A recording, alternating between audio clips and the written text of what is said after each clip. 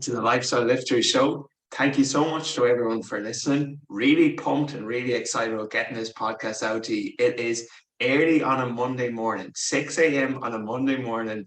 And here we are. We're starting the week out with a podcast. And today it's going to be a solo episode. It's going to be a Q&A. And these questions, they came in off my Instagram profile. So my Instagram handle is at MacLifestyleFitness. And sometimes I pop it up in my stories, ask me a question. And these are some of the questions that have came into me these past couple of days. So I said, why not do a podcast on it? So let's dive straight into it. And we're going to talk firstly about what is the best way to bring up lagging body parts. So a lagging body part is a weaker body part or a body part that you just like to add a bit more muscle mass to. And I know for me, some of my lagging body parts, definitely my triceps are one, and probably my glutes, they'd be two. They'd be two of my lagging body parts, also maybe my biceps as well. We can all kind of find imperfections with us, but then there's also like nothing wrong with just wanting to really target a specific area and to actually increase your overall muscle mass. So what are some good ways to bring up lagging body parts? So the first thing that I would say is this is really, really important. And the bodybuilders, they are experts at this. And that is getting a good mind-muscle connection. So in other words, feeling the muscle, like genuinely feeling the muscle contracting as you train it. And a good example of this is doing a back workout. And say you're just doing like a incline dumbbell row, or you're doing a barbell row. If you're not in the present, in the moment, it's very, very easy just to feel that, just to feel any form of row in your forearms, because, you're just putting with your arms, you're rolling it down, you're rolling it back. And then afterwards, you kind of got to ask yourself, like, am I feeling that on my forearms? Am I feeling that on my back? So first thing I would say is get a real good mind-muscle connection. And often this does require you to slow down the movement. And let's just go with the back, because I think it's really, really hard to get a good mind muscle connection, particularly with your back muscles, because you cannot see them in the mirror. And that actually does, play a factor. It really does. When you can't see them in the mirror, it just makes them that bit more challenging to actually really get that inner connection and that mind muscle connection with. So a good way, for instance, to get suppose your back is a lagging body part, focus on a good mind muscle connection. What I really like to do when training my back is use isometrics or pauses. So this is an epic back attack that you could actually try out. Give this a go. So you set up a bench, an incline bench to a 45-degree angle. Now, what you will need is you will either need a weight plate and a set of dumbbells, or just a weight, or just a set of dumbbells, one kind of heavier and one lighter. But you need at least 2 to 3 pieces of equipment. So like a weight plate, say like a 10 kilo, 15 kilo plate, maybe a set of 20 dumbbells, and then something like 1.25 plates or 2.5 dumbbells, something really light. And what you do is you focus on a mind muscle connection. So first of all, you get the weight plate, and imagine you're to roll the plate into the bench as you're lying down. Okay, so your chest is on the bench, you're doing an incline row, and first of all, you're going to bring the plate up towards your chest and you're going to squeeze, pull with your elbows and squeeze. And you hold that for like 20 to 30 seconds. Okay, you drop the weight plate, then you get a set of dumbbells and you do a set of incline dumbbell rows.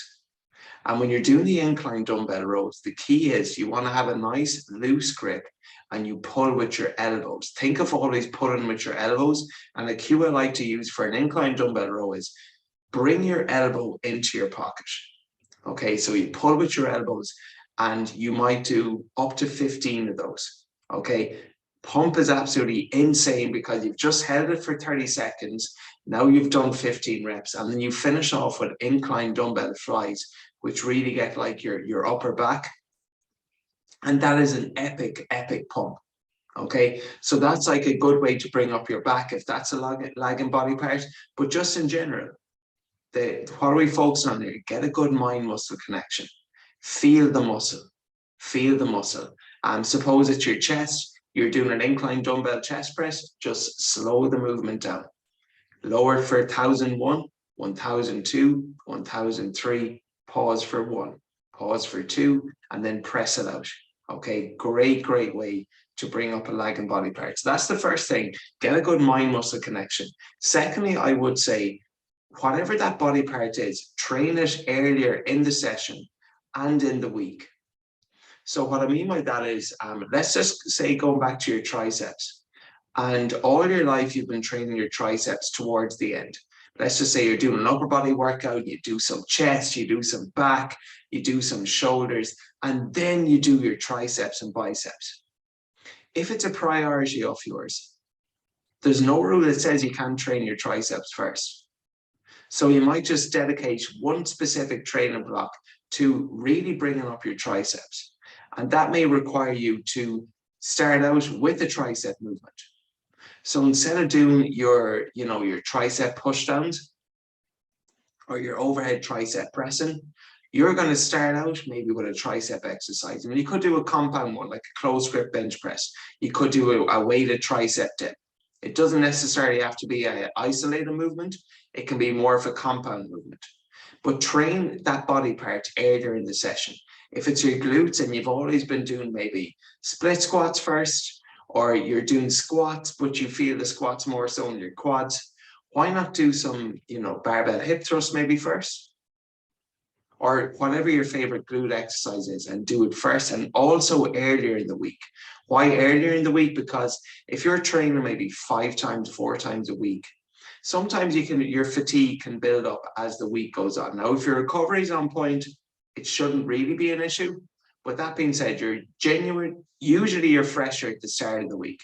Okay, so train that weaker body part earlier in your session and also earlier in the week.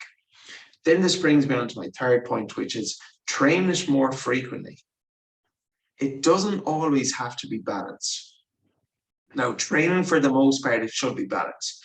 You don't want to be that guy who walks around with a huge chest, a huge upper body, and chicken legs.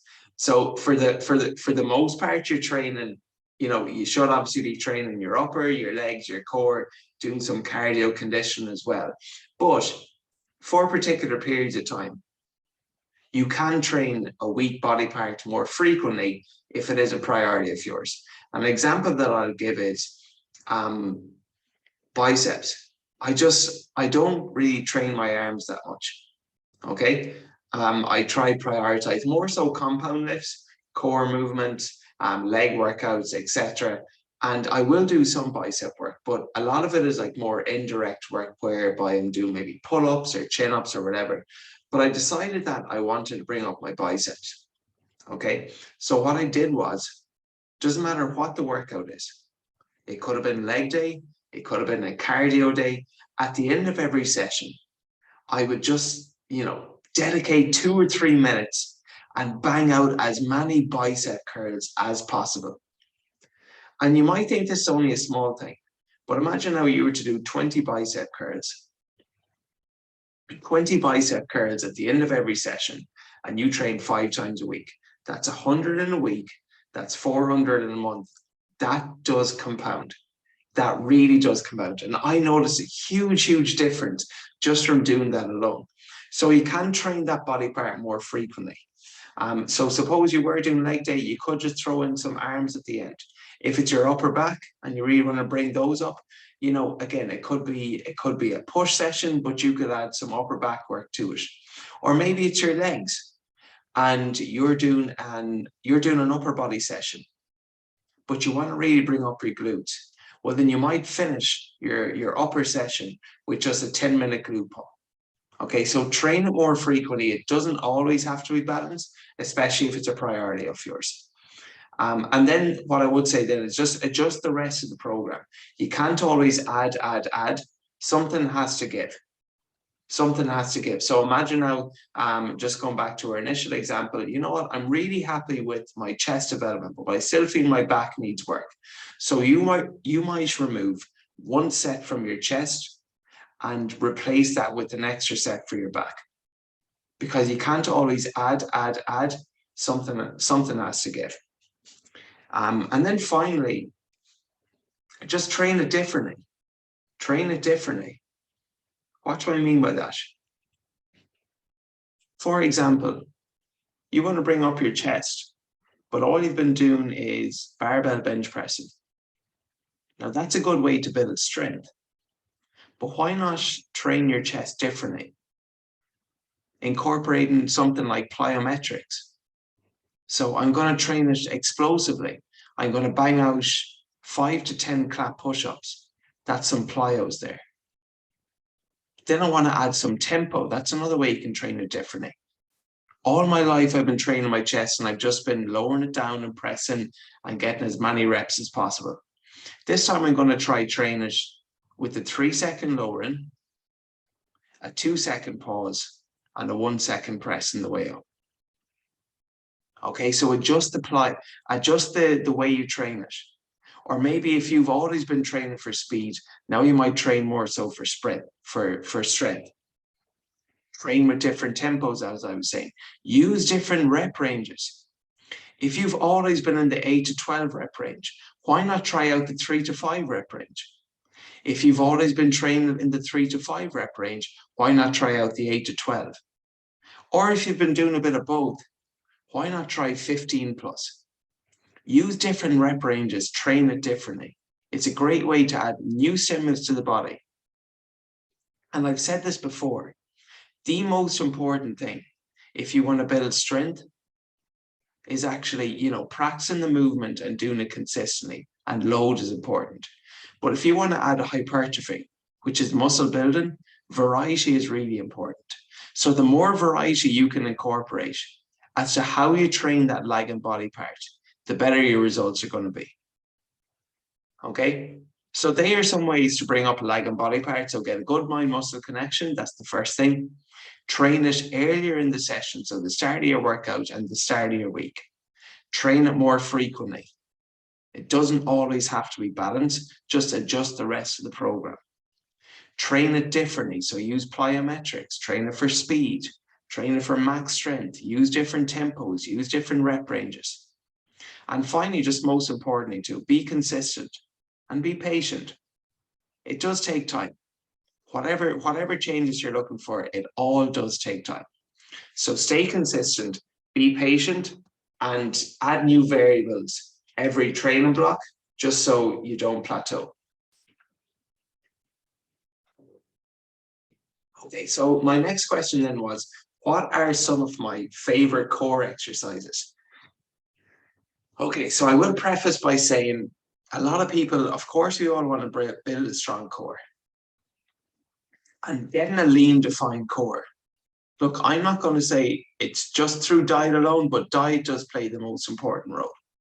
Like you want to get, for a guy, if you want to have like 8 to 12% body fat and, get some visible abs, or for a girl, about 18 to 22% in that range, a lot of it is going to come down to nutrition. But now I'm not going to focus on nutrition because the question was, what are some of my favorite core exercises? But just so you understand, having a strong core, building a strong core, you first of all need to have and be able to see those abs, and everyone has them. It's just a matter of shading off that body fat and actually unleashing the six-pack or whatever it is that we're after. So that is the first thing. But now when it comes to actually training the core, so I have a principle that I follow. And you don't need to do this in every single session, but it's more so in the duration of a training block and a training week. I try to address the front, your back, address the sides of your obliques, and add some rotation. So when you address the front of your core, they're your anterior muscles. So you look at yourself in the mirror, your anterior core muscles are your six-pack muscles. When we talk about your back, because think of your core, it's like a balloon now. Your core is like a balloon, and it's not just the muscles you see in the mirror. It's like a 360, it expands. So your back as well. So training training your posterior, which would be your back muscles. Then addressing your sides, so we're talking about the obliques. And finally, adding some rotation, another really, really effective way of actually training your core.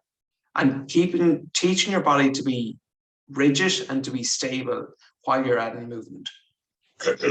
So, excuse me. So when I train my core, I address the front, I address the back, I address the sides, and I add some rotation. So what are some good examples of this? Addressing the front, your anterior. So these are your classic planks. But what I will say is planks are really overrated if you're able to hold them for more than like 60 seconds. I love doing planks, but if you're someone who can hold it for 60 seconds and you don't really feel that challenged and you just hold your plank for like 3 minutes, you're not getting good bang for your buck there.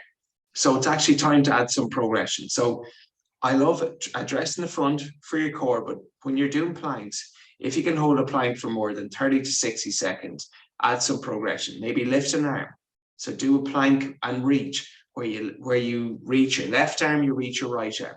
Lift a leg. Okay. Do an up-down plank. Do an up-down plank with a push-up. Do a plank where you're balancing on your left arm and you're extending your right leg. You know, lots of ways to add progression there. But planks are a great way to train your anterior or your front core muscles. Okay, so address the front. Also, leg raise variation. So you look at any gymnasts. Gymnasts are absolutely shredded to the bone, okay? And they have such strong core muscles. And there's a reason being because, you know, a lot of their movements, they're hanging from the bar, they're doing leg raises, they're doing L-sits, they're doing all of these different variations. So some form of leg raise are really, really effective too. And this, you might just start off with just hanging from a bar and doing a bar hang. And from there, you can transition to like an L-sit, where you are bringing your legs up towards your core and lowering the back down. And then you can do like straight leg raises, where you're keeping your legs as straight as possible. Try not to swing at all, and you're bringing your legs up to 90 degrees. Okay, but addressing the front, plank variations, leg raise variations, they're really good. Addressing the back then, so I like bird dog variations. So bird dog, imagine you're to go on all fours and you're in a quadruped position. What you do is you extend your right arm and simultaneously you extend your left leg and try keep those as straight as possible. You really feel that in your back, your posterior core muscles there. Now you want to add some progression to that, get into a push-up position, raise and extend your right arm, and then extend your left leg. This really, really challenges now. This is really, really difficult, but it really challenges your core and your stability. But that's a great way to address your back or your posterior core muscles. Then when it comes to addressing the sides, you know, you've got your classic side bends. Not the biggest fan of those, to be honest. I never found them too good, but one of my favorite ways to address your obliques or your side core muscles is the good old farmer's walk.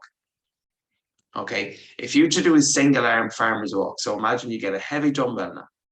Get a heavy dumbbell, hold it in your left arm. You walk for 50 to 75 or even 100 steps. But the key when doing the farmer's walk, the single arm farmer's walk, is you don't want your body to actually shift to the side you're holding the dumbbell. So you're holding the dumbbell in your left hand. You don't want to be moving and shifting to the left all the time. The key is to try stay as upright as possible. But farmer's walks are a great, great way to address the sides. Probably one of my favorite ways and one of my most consistent core exercises. Yes, they are a core exercise that I always program for myself and for my clients consistently. And finally then, so we've addressed the front, we've addressed the back, we've addressed the side for the core muscles. Let's add some rotation. So your classic pal-off press is a very good one there.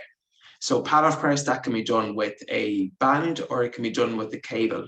And basically what you do is, imagine you have a resistant band, we'll just say, you tie the resistant band to your rack, okay? You step out, keep your arms as straight as possible while holding the band. And you bring the band towards the rack and then you press it towards your belly button. And naturally enough, the further away from the rack you're standing, the more resistance you're going to have. And then you can add some nice progression to the pal-off press. So you can do like an alphabet where you hold the band, keep your arms as straight as possible. That's super important. Keep your hands as straight as possible when doing the pad-off press. Okay, keep your core nice and rigid. And imagine you're to do the alphabet where you go like A, B, C, D, all the way down. It's a nice way to train your rotary core muscles. And just the key then when you're doing the pad-off presses, you train the right side, then you swap and you train the left side. So pad-off press is a good one, or a cable chop, like a high to low cable chop where you're doing like, imagine you are, you're beside the cable, you get the tricep push down attachment and you put the cable up at the very top. You then rotate the cable. So imagine you're kneeling down. Okay, you're holding onto the tricep grip attachment and you're going to bring that from a high to low position. So you start out high and then you bring the cable down to a low position, down towards your hips, and then you extend your arms and bring it back up to the start position. So that's a good way also to add some rotary core strength there. Or the opposite, you could do a low to high cable chop, where you put the cable at the very bottom of the stack and you bring it from, we'll say, your lower hip up towards your opposite shoulder. All right, so they're like some of my favorite ways to train the core. Make sure you're addressing the front, at the back, the sides, and adding some rotation. It doesn't all have to be done in one session. More so if you just try and incorporate that in one single week. Now, to add, this is one of my favorite core pumps. Oh my God, I did it yesterday. The burn is absolutely insane. And that is, it's a TRX core complex. So we all know what TRX, what a TRX attachment is. And effectively what you want to do is you want to have the TRX about 2 feet off the floor. Okay, so imagine your TRX is 2 feet off the floor. Here's what you do. First of all, get a set of dumbbells. And I'll tell you why you need the dumbbells in a second. But firstly, put your 2 feet into the TRX and then get into a push-up position. Okay, so imagine now your 2 feet are elevated, they're in the TRX and you're in a push-up position. Hold onto the dumbbells as opposed to having your hands on the floor. So when you're doing push-ups, if you ever have a sore wrist, do push-ups off dumbbells, just holding onto dumbbells because your wrists are in neutral then. If you're always doing push-ups where your wrists are like extended, that can actually cause some wrist issues. Or if you ever like have an injury there, it's just a nice way to help prevent that. Okay, so you've got your 2 feet in the TRX and you're in a push-up position. Give this epic complex a go. So start out with 8 push-ups. So you do 8 push-ups. Then you do 10 T rotations. And what's a T rotation? Effectively, okay, you're in the push-up position. You stabilize, so you keep your left hand on the floor while you rotate your right hand up towards the sky. Bring your right hand back down. Then you rotate your left hand up towards the sky. And then you keep swapping back and over. So 8 push-ups. You do 10 T rotations. Next up then, we do 12 oblique swings, where effectively you keep your 2 legs together. So you're in the TRX position, your 2 legs are together, and you're swinging your legs to the left as far as you can, and to the right as far as you can, while keeping your legs straight. Okay, so 8 push-ups, 10 T rotations, 12 oblique swings, and then finally something like 15 mountain climbers each side. And oh my God, by the time you finish that, because there's so much time under tension, it is an absolutely insane core pump. And it kind of ties a lot of those pillars together that we spoke about, because you are addressing the front, you are addressing the side. Maybe there's not a whole lot of rotation there, but you're definitely addressing the back as well. But that is a great TRX core pump. I love that. Definitely give that a go if you want a nice core pump. All right. Now, on to my next question. So what is the best way to stop binge eating? And this is a really common question that I always get. And binge eating is something that I definitely felt that I felt struggled and challenged with before in the past. And what happens with binge eating? Binge eating usually comes. So here's the thing. Binge eating usually comes from an all or nothing mentality. In other words, if I'm going to do something, well, I'm going to make sure that I do it right. I'm either a 10 out of 10 or I'm a 0 out of 10. There's no in between. And that is the biggest cause of binge eating, where there's no middle ground. We're all in and we're out. There's nothing in between. If I'm going to start in January, I'm just going to go all out. And that usually works. Like this all or nothing mentality, it does work. It gets results for about 2 weeks. 2 or 3 weeks on average, we find. And then what happens is temptation kicks in. You go from eating clean foods only, and then suddenly there's just a bar of chocolate or a cookie or a donut or something there that you see on the table. And without even thinking, because it's a past habit of yours, you grab it, you take it, and then you realize you're meant to be following a diet. You feel guilty.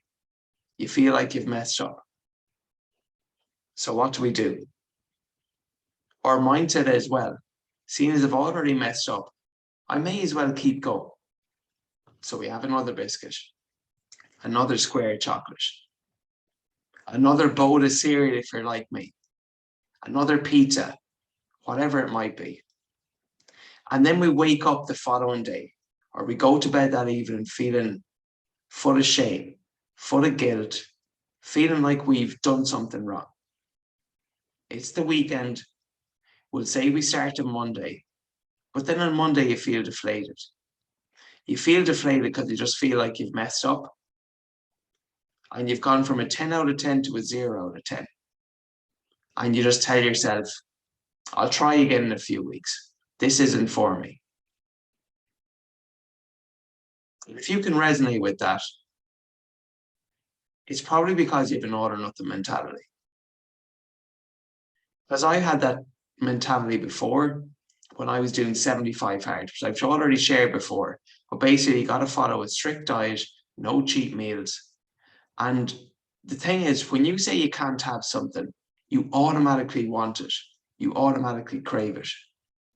And for me, even though I would have been and have been for the last couple of years fairly consistent with my nutrition, I do enjoy having treats, just like everyone else. And when you can't have those treats, you just build up and it builds up and it builds up. And then when you reach boiling point, when you give in, that's when the heavens can open up. So what's the best way to stop binge eating? It's first of all addressing your mindset and understanding that your diet doesn't have to be perfect, because the perfect diet is the most important thing to having a quote unquote perfect diet is that adherence and sustainability. Is this something that I can actually follow long term? Is this something I can follow long term? And sure, there are times when we can go for short sprints, which might be unsustainable, but we're talking long term here now. We want to make a permanent transformation. So you got to be able to adhere to it. So instead of having an all or nothing mentality, having always something. Something is always better than nothing. And instead of thinking like a 10 out of 10 or a 0 out of 10, where the switch is either on or it's off, think of it as a dial. Think of it as a dial. And maybe during the week, the dial is at an 8, a 9 out of 10. And maybe at the weekend, you might adjust the dial to a 6 or 7 out of 10. But you're always doing something rather than having an all or nothing mentality. And the great and amazing thing about this is you begin to understand that everything is okay in moderation. It's just you have to create that moderation and decide what that moderation might look like for you. So for me, it's probably 80-20 or even 90-10. 90% of my foods are real helpful whole foods, which leaves me 10% of my calories to have a bit more kind of play around and a bit more, whatever it might be, some chocolate here and there, or a meal out the weekend, etc. But that allows me to adjust the dial, and it allows me to give myself permission to eat foods that I enjoy without feeling guilty afterwards. Without feeling guilty afterwards. So the best way to stop binge eating is to adjust your mentality. Out of your all or nothing mentality. It's not a switch where it's on or off. And just adjust the diet instead. And my favorite way of doing this, if you need to cheat in your diet every single weekend, then it can't be a very good diet that you're following. Because you shouldn't have to cheat. It shouldn't feel like a diet. We always say, at Mac Lifestyle Fitness, it's not a diet, it is a lifestyle. And this is what it should feel like for you. You shouldn't feel like you're following a diet. So if you're living and the highlight of your week is one Domino's pizza, that's not a very fun nor sustainable method.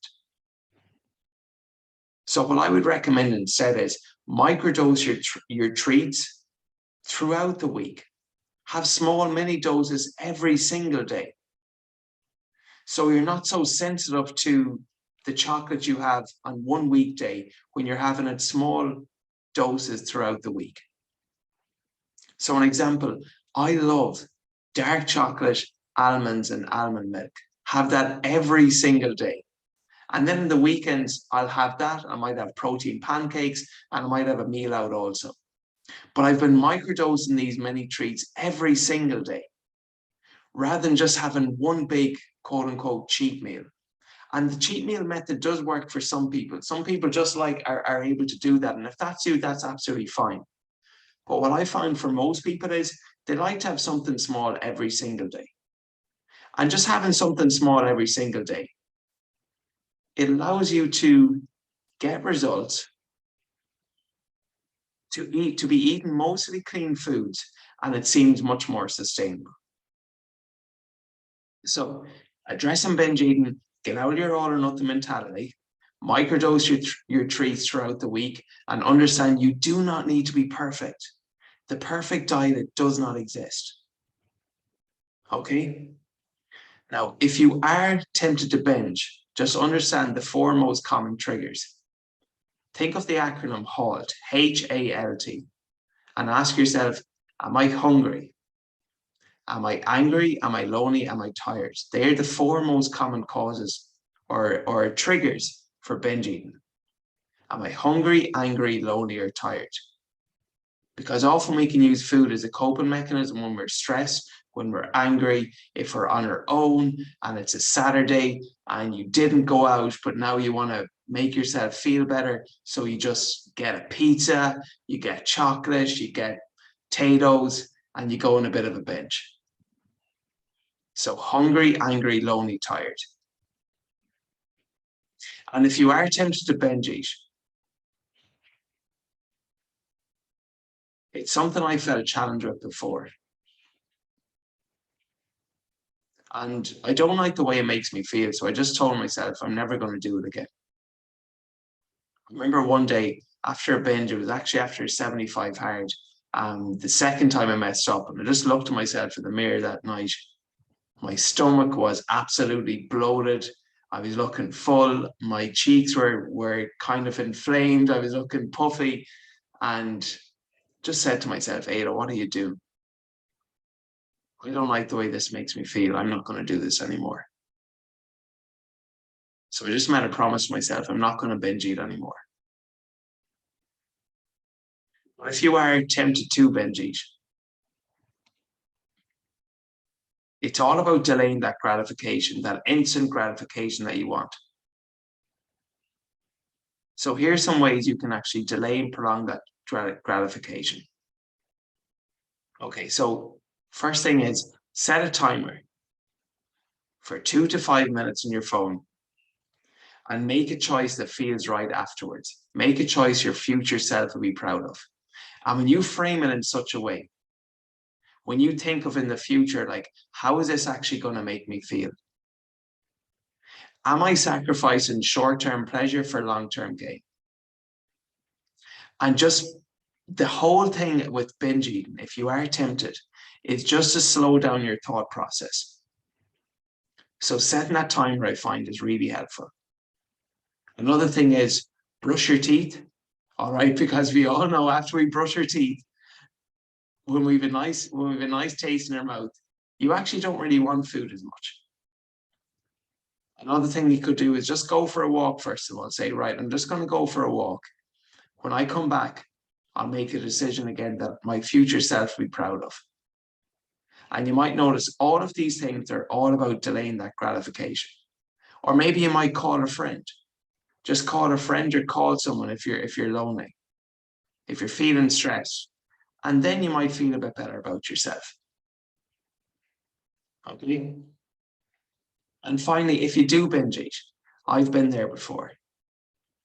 And after a photo shoot I did actually 2 years ago, all right, I put on 4 kilos in one single day after a binge, which might sound insane, but a lot of that was carbohydrate, it was water weight. But if you do binge, it happened.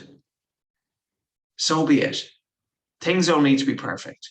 Remember, you're always one workout. You're always one meal. You're always one decision away from being back on track. So even if you made a promise yourself, you're not going to binge, and then it just happened, and it happened so quickly, you didn't really realize it until afterwards, don't beat yourself up, because the thoughts of it and the quote unquote damage we feel we're doing can actually be more harmful than the food itself. Okay. So they are some good ways to stop binge eating, and they are the 3 questions for today's episode. So what's the best way to bring up lag and body parts? What your favorite core exercises are, and what is the best way to stop binge eating? So thank you so much everyone for listening. And as always, think of what are your 1 to 3 takeaways from this podcast? What's it going to be? What's it going to be? I always do this. I do an active recall after every podcast, because otherwise it's just like mental masturbation where you're listening, but you're actually not doing anything. So what are you going to do differently? Are you maybe going to focus on bringing up a lagging body part now? Your glutes, your hamstrings, your triceps, your shoulders. Is it going to be adding a bit more variety to your core workouts? Making sure you address the front, the back, the sides, and your rotary core muscles? Or is it with binge eating? Are you going to make a pledge and a promise to yourself that you're just not going to binge eat anymore? Are you going to give yourself permission to eat foods that you enjoy without feeling guilty afterwards? So just have a think, what are your 1 to 3 takeaways from this podcast? Okay, so thank you so much everyone for listening. And if you did get value off the show, if you did find it helpful, if you learned something, if you can resonate or connect with anything, please pay the fee. What's the fee? The fee is very, very small. Okay, this is going to be grown. This podcast is going to be grown organically through lifestyle lifters like you who are listening every single week, and your good word of mouth. So if you learned anything valuable in the show, please share the show. Share with a friend. Share it on your social stories and tag me at MacLifestyleFitness. Or go onto your Apple or your Spotify and leave a review. So please, please, please, I really would appreciate if you share the show, if you got value from it. And if you didn't get value from it, then no need to share. You do good for me and I'll do good for you. That's how it works. So if you didn't get value, that's understandable. Don't share. Please share the show. If anything resonated with you, if you learned something from this, I would really, really appreciate it. Okay. And that is all for this week's episode of the Lifestyle Lifter Show. Again, I appreciate all my listeners. Thank you so much for being here. And until next week, everyone, have a fantastic week.